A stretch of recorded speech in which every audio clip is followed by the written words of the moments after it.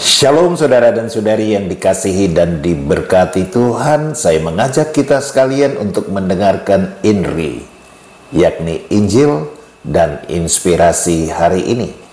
Hari Sabtu dalam pekan biasa yang ke-21. Perikop Injil hari ini adalah dari Matius pasal 25 ayat 14 sampai 30. Kita awali dengan tanda kemenangan Kristus. Dalam nama Bapa dan Putra dan Roh Kudus. Amin. Pada suatu hari Yesus mengemukakan perumpamaan berikut kepada murid-muridnya. Hal kerajaan surga itu seperti seorang yang mau bepergian ke luar negeri, yang memanggil hamba-hambanya dan mempercayakan hartanya kepada mereka. Yang seorang diberinya 5 talenta, yang seorang lagi 2, dan seorang yang lain lagi 1, masing-masing menurut kemampuannya. Lalu ia berangkat. Segera pergilah hamba yang menerima 5 talenta itu. Ia menjalankan uang itu dan memperoleh laba 5 talenta. Hamba yang menerima 2 talenta pun berbuat demikian dan mendapat 2 talenta. Tetapi hamba yang menerima 1 talenta itu pergi dan menggali lubang di tanah, lalu menyembunyikan uang tuannya. Lama kemudian pulanglah tuan hamba-hamba itu, lalu mengadakan perhitungan dengan mereka. Hamba yang menerima 5 talenta datang dan membawa laba 5 talenta. Ia berkata, "Tuan, 5 talenta Tuan percayakan kepadaku. Lihat, aku telah memperoleh laba 5 talenta." Maka kata tuannya kepadanya, "Baik sekali perbuatanmu itu, hamba yang baik dan setia. Engkau telah setia dalam perkara kecil, aku akan memberikan kepadamu tanggung jawab dalam perkara yang besar. Masuklah dan turutlah dalam kebahagiaan tuanmu." Lalu datanglah hamba yang menerima 2 talenta, katanya, "Tuan, 2 talenta Tuan percayakan kepadaku. Lihat, aku telah mendapat laba 2 talenta." Maka kata Tuan itu kepadanya, "Baik sekali perbuatanmu, hamba yang baik dan setia. Karena engkau telah setia memikul tanggung jawab dalam perkara kecil, maka aku akan memberikan kepadamu tanggung jawab dalam perkara yang besar. Masuklah dan turutlah dalam kebahagiaan tuanmu." Kini datang juga hamba yang menerima 1 talenta dan berkata, "Tuan, aku tahu bahwa Tuan adalah manusia kejam, yang menuai di tempat Tuan tidak menabur dan memungut di tempat Tuan tidak menanam. Karena itu aku takut dan pergi menyembunyikan talenta Tuan di dalam tanah. Ini terimalah milik Tuan." Maka tuannya menjawab, "Hai engkau, hamba yang jahat dan malas. Engkau tahu bahwa aku menuai di tempat aku tidak menabur dan memungut di tempat aku tidak menanam. Seharusnya uangku itu kau berikan kepada orang yang menjalankan uang, supaya sekembaliku aku menerima uang itu serta dengan bunganya.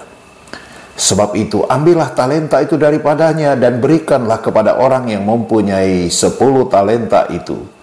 Karena setiap orang yang mempunyai akan diberi sampai ia berkelimpahan. Tetapi yang tidak punya, apapun yang ada daripadanya akan diambil. Dan buanglah hamba yang tidak berguna itu ke dalam kegelapan yang paling gelap. Di sana akan terdapat ratap dan kertak gigi." Demikianlah Injil Tuhan.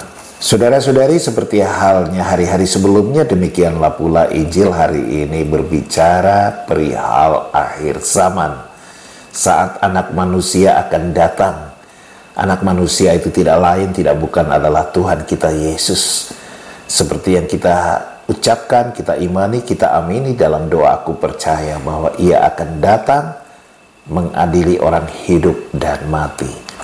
pada waktu itu kita diharapkan menjadi hamba-hamba yang baik, hamba yang berjaga-jaga, hamba yang siap sedia selalu setiap saat dengan minyak, dengan lampu pelita yang bernyala. Dan hari ini dikatakan menjadi hamba yang baik dan bukan jadi hamba yang jahat. Di dalam Injil hari ini Yesus mengemukakan perumpamaan perihal hamba yang baik yang diberi talenta 5, ada juga yang diberi 2, dan mereka bisa menghasilkan laba yang luar biasa. Yang 5 menghasilkan 5 lagi sehingga total menjadi 10. Demikian juga yang diberi 2, dia bekerja keras lalu mendapatkan laba 2 talenta sehingga totalnya menjadi 4. Dan kemudian hamba yang ketiga disebut sebagai hamba yang jahat, yang tidak berbuat apa-apa sehingga diberi 1, tetaplah 1 pada saat tuannya itu datang. Apa yang membedakan saudara dan saudari hamba yang pertama dan kedua yang disebut sebagai hamba yang baik dan atau dengan hamba yang ketiga yang disebut sebagai hamba yang jahat? Hamba yang baik itu menunjukkan bahwa mereka sungguh mau menjaga kepercayaan sang tuan yang mau memberikan talenta miliknya kepada mereka, sehingga mereka tidak mau bahwa kepercayaan ini lalu menjadi sesuatu yang sia-sia, sesuatu yang kemudian mengecewakan sang tuan, sehingga mereka sungguh dikatakan mereka lekas, berusaha bekerja keras sehingga boleh menghasilkan, mengembangkan apa yang telah mereka terima. Dan mereka berpikir positif betapa baiknya Tuhan mereka sehingga mau mempercayakan miliknya, mau men-sharekannya kepada mereka. Dan betapa mereka boleh bersyukur dan berbangga bahwa mereka menjadi orang yang dipercayai oleh sang majikan. Dan mereka pun sungguh sadar bahwa pada waktunya segala sesuatunya akan berakhir dan mereka akan dimintai tanggung jawab terhadap segala yang telah mereka terima.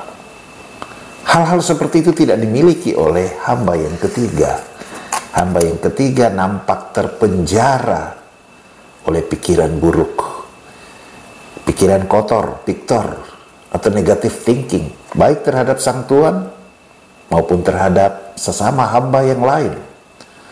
Kepada tuan atau majikannya, dia mengatakan tuan adalah orang yang kejam, yang menuai di tempat di mana ia tidak menabur, yang mengambil dari mana tempat di mana dia sendiri tidak menanam. Dia juga berpikir ini bosnya atau majikannya ini tidak adil, pilih kasih. Kepada yang lain diberi banyak, kepada dirinya sendiri hanya diberi 1. Dia tentu juga terpenjara oleh pikiran negatif, perasaan iri, dengki kepada sahabatnya, sesama hamba, bahwa mereka diberi lebih dan dia hanya diberi 1. Nah, saudara dan saudari, pikiran yang positif membuat orang berkembang, seperti halnya hamba yang pertama dan yang kedua. Ya, mereka menjaga kepercayaan, mereka bersyukur, mereka tahu bahwa apa yang mereka peroleh ini sungguh berharga dan pada saatnya mereka harus mempertanggungjawabkan. Ini yang tidak dimiliki oleh hamba yang ketiga, yang sekali lagi larut di dalam pikiran buruk, yang tidak menghasilkan apa-apa kecuali kebencian, ya, yang melahirkan ujaran kebencian, cerita-cerita bohong, fitnah, ya, yang kerap kita sebut sebagai hoax. Dan banyak orang yang tidak memiliki sikap kritis akan mudah terbawa oleh yang disebut sebagai hoax, cerita bohong, akan terbawa-bawa untuk membenci orang lain tanpa dia sendiri mengetahui duduk dan perkara, tanpa dia sendiri sungguh mengenal orang yang dibencinya. Itu yang kerap kali terjadi di dalam kehidupan kita. Mari kita menjadi hamba yang baik, hamba yang sungguh menjaga kepercayaan Sang Tuhan yang memberikan segala sesuatu bagi kita, dan Tuhan itu tidak lain adalah Tuhan Allah Bapa yang penuh kasih, yang memberikan begitu banyak talenta bagi kita dalam aneka rupa macam bentuk dan wujudnya. Kita harus menjaga, mensyukuri, mengembangkan itu semua sehingga menjadi berkat. Berkat bagi diri sendiri, berkat bagi keluarga, berkat bagi siapapun yang mengalami kehadiran dan karya kita. Dan jangan pernah kita menjadi hamba yang jahat, yang larut di dalam pikiran-pikiran negatif tentang orang lain, yang mungkin juga dengan mudah menjadi sumber segala hoax dan hate speech, cerita bohong, dan ujaran kebencian dalam berbagai macam versi. Dan kita tidak menghasilkan apa-apa yang bermanfaat, apa-apa yang sifatnya adalah berkat bagi orang lain. Mudah-mudahan pada saatnya nanti kita akan disebut sebagai hamba yang baik, hamba yang layak untuk mendapatkan kepercayaan yang lebih besar, hamba yang juga pada akhirnya boleh menikmati apa yang menjadi tujuan akhir hidup kita. Itulah kerajaan surga. Shalom, Tuhan Yesus memberkati kita semua dalam nama Bapa, Putra, dan Roh Kudus. Amin.